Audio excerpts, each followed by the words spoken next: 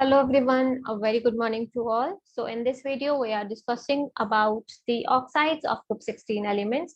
So here I have written all the oxides which are possible for group 16 elements. So sulfur is having these oxides, sulfur monoxide, dioxide, trioxide, heptoxides, and the other oxides which are possible for sulfur are these.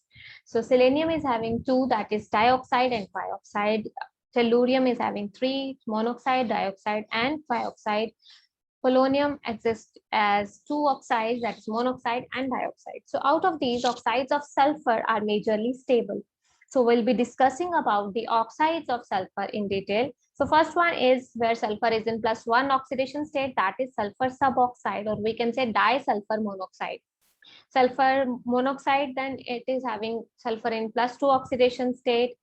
S2O3 is sulfur sesquioxide. Sesquioxide means when the number of oxygens is 1.5 times to that of the number of elements. Here sulfur is 2 and oxygens are 3. So that means oxygen is 1.5 times to that of sulfur. So this sesquioxide of sulfur is bluish green solid. Next we have sulfur dioxide, where sulfur is in +4 oxidation state. It is again a colorless gas. Sulfur trioxide, sulfur in +6 oxidation state. It is a volatile liquid. Then we have sulfur heptoxide, where sulfur is in +7. And also we have sulfur tetroxide, where sulfur is in +8, which is a white solid. So firstly, we'll take up the suboxide of sulfur, that is sulfur suboxide, or we call it disulfur monoxide. It is prepared by treating sulfur dioxide with sulfur in electric discharge, and will get the formation of this sulfur suboxide. It is very reactive, exists for few days at very low pressure. So it has a bent structure. It is electronically similar to that of ozone and sulfur dioxide. So this is the kind of structure it exhibits. So this is the structure of S2O. Here bond lengths and bond angles have been mentioned. It has a bent structure. So next is sulfur monoxide, where sulfur is in +2 oxidation state. It is also prepared by the treatment of sulfur with sulfur dioxide, but under different conditions. Here conditions are 150 to 200 degrees Celsius temperature and reduced pressure will get the formation of sulfur monoxide. It is also very reactive. It can be stabilized at low pressure, else it gets converted to sulfur dioxide. So it reacts with water to give H2S gas. It reacts with oxygen and gets converted to sulfur dioxide. With metals like calcium, it gives corresponding sulfides. Next, we have sulfur dioxide. Here, sulfur is in +4 oxidation state. So when sulfur metal or its sulfides are heated in presence of excess air, we get the formation of sulfur dioxide. It is generally contaminated with sulfur monoxide. So sulfur plus oxygen, here it is wrong, it is not dioxide. So sulfur plus oxygen gives us sulfur dioxide. Or we can say metal sulfides, when treated with oxygen, we get the formation of this sulfur dioxide along with the formation of monoxide is there. So that is why monoxide is present in the 6 to 8%. So physical properties are, it is colorless gas with suffocating burning sulfur like odor. It is heavier than air, highly soluble in water. With water, it gives us sulfurous acid. It is easily liquefiable at -10 degrees Celsius and solidified at -79 degrees Celsius. So in solid state, it forms white snow-like mass, and it is used as very important, very useful non-aqueous solvent. It's liquid form actually. So now the chemical properties, the thermal decomposition occurs at 1200 degrees Celsius, and we get the formation of this is a disproportionation reaction where sulfur is formed in higher oxidation state, and consecutive formation of one compound in higher oxidation state and one in lower oxidation state. So next is combustibility. The gas is actually non-combustible and also does not support combustion. But however, carbon and magnesium, these what they do is they extract oxygen from it and burn in it. So when ignited, they gives what they will do, they will extract out oxygen from them and itself get converted to their corresponding oxides. Also, sulfur dioxide reacts with oxygen and it's get oxidized to sulfur trioxide. This reaction is important slow and reversible. This is a part of contact process. Contact process is a synthesis process for the sulfuric acid. So to keep it going, catalysts like V2O5 are used. So here catalyst is V2O5 which is used. With halogens, it combines with halogens to give corresponding sulfuryl halides in the presence of sunlight. So SO2 plus X2 in the presence of sunlight will give us SO2X2. So with water, it gives us sulfurous acid. It will react with water and will get the formation of H2SO3. So we can say it is an anhydride of this sulfurous acid. And when we'll boil this sulfurous acid, we'll get back SO2. So no more acidic character is going to be there, because SO2 directly when we boil this acid, SO2 will boil off, will evaporate from the solution. So with alkalis, as it is having acidic character, it forms two series of salts with alkalis. One are the sodium sulfite and the other are the sodium bisulfite. So it is having same properties just like CO2. So it reacts with lime water, turns it milky, and which further reacts with water, further will give the formation of calcium bisulfite, which with the formation of which milkiness will again disappear. So it can be used as test for the detection of this sulfur dioxide. So with H2S, it reacts with H2S and will get the formation of pure sulfur. It acts as oxidizing agent. It converts H2S to corresponding sulfur. So it acts as reducing agent in the presence of moisture. So it can be said that it reacts with almost all of the strong oxidizing agents and reduce them. That means it has strong tendency to get oxidized and itself get oxidized to corresponding sulfates. It has strong tendency to get converted to sulfates. So sodium oxide will get converted to sodium sulfate, iron sulfate, sulfite to ferrous sulfate to here is actually it is the reduction which has been shown here.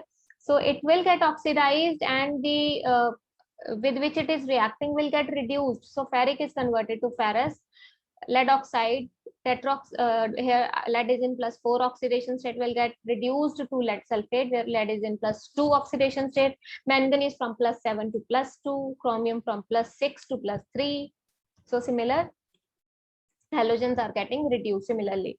So it has a strong bleaching action. In the presence of moisture, it acts as a temporary bleaching agent, which means that the color can be regained back by treating with by treating with the same reagent. Say for example, here sulfur dioxide is reacting with water. As this reaction is happening in the presence of moisture, what is happening is it produces this nascent hydrogen in with water. So due to the presence of this nascent hydrogen, this temporary bleaching action is there. So colored matter is going to react with this nascent hydrogen, and the compound is going to go colorless due to the reaction with nascent hydrogen. And when this colorless thing is going to react with, or we can say going to get the exposure of atmospheric oxygen, the color is going to be retained back. So that is why the effect is temporary, because by coming in contact with oxygen, the color is going to regain back. So this is its uses are the most important is it's used as bleaching agent for delicate materials. It is used for the synthesis of sulfuric acid. It is used in refrigeration due to high latent heat of vaporization. It is used for the synthesis of sulfides and bisulfides. So it is industrially useful compound in paper industry, where it is used as bleaching and reducing agent. It has also has having disinfectant properties. It is used as anti-chlor for removing excess chlorine from the fabric after bleaching. So these are the uses of this sulfur dioxide. So next we have its structure. So if we look at the Lewis dot structure, so as sulfur dioxide, here I have shown you how we can draw the Lewis dot structure. So for drawing the Lewis dot structure, what we have to do is we have to just make single bonds in the elements present. So as there is one sulfur and two oxygen, firstly we'll have to recognize what is going to be the central atom. So here central atom is going to be sulfur. So it will, we have to show single bonds with oxygens, and now we'll calculate Q. Now what is Q? Sum of all the valence electrons plus any negative charge on the compound minus any positive charge of any, as this compound is neutral. So these two values are going to be 0, and total number of valence electrons with sulfur is 6, with oxygen is also 6, and this oxygen is also 6. So total number of valence electrons is going to be 18. So as we have made these single bonds, so bond pair electrons in this structure which we have initially taken is 4. So rest of the electrons will be called under the category of lone pair electrons. So that means 18 minus 4 is going to be 14. Now out of these 14 electrons, we'll have to make the lone pairs, double bonds, and triple bonds.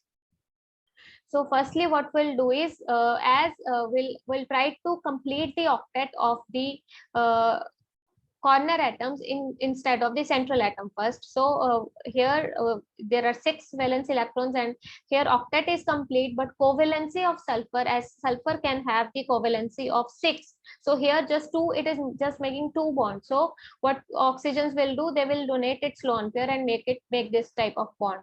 So this can be structure of sulfur dioxide, where covalency for sulfur is 3. But if we see here that if we calculate the formal charge here, formal charge on sulfur, formal charge on oxygen, and so it will come out to be that sulfur is having a positive charge and oxygen is having a negative charge. Now further, as we all know that neutral structures are more stable, so what we'll do is we'll make a double bond here. Now we'll see that whether the octets are complete or not. So octet of oxygen, and this oxygen is all complete, and sulfur is having 2 electrons more. So central atom can always extend its octet based upon the fact that it always tends to increase its covalency. So here sulfur will extend its octet, and now if we calculate the formal charge, there is no charge upon the molecule, and octets of the corner atoms are complete, and central atom has extended its octet because it wanted to increase its covalency from 5 to 6. Here we are in covalency, will calculate, we will count the number of lone pair electrons also. So here covalency is 4, so it will tend to have the maximum covalency. So here covalency is 6. So this is the most stable, most acceptable structure for sulfur dioxide, most acceptable Lewis dot structure. Now if we want to calculate the hybridization, so for calculating the hybridization, we'll have to calculate the Z first. So Z is equal to half into number of valence electrons on central atom, that is sulfur, which is going to be 6, plus any negative charge minus any positive charge on, and number of monovalent atoms. So here it is going to be, rest of the values are 0. So Z is equal to half into 6 is equal to 3. So 3 means 1 is going to be s orbital and 2 p orbitals will be there. So sp2 hybridization will be there for this sulfur dioxide, where if we calculate the bond pairs, so bond pairs are 2, because 2 oxygens are there, 2 elements are there with which sulfur is making single bonds. So bond pairs are 2, and lone pair is going to be Z minus number of bond pairs. So that is 1.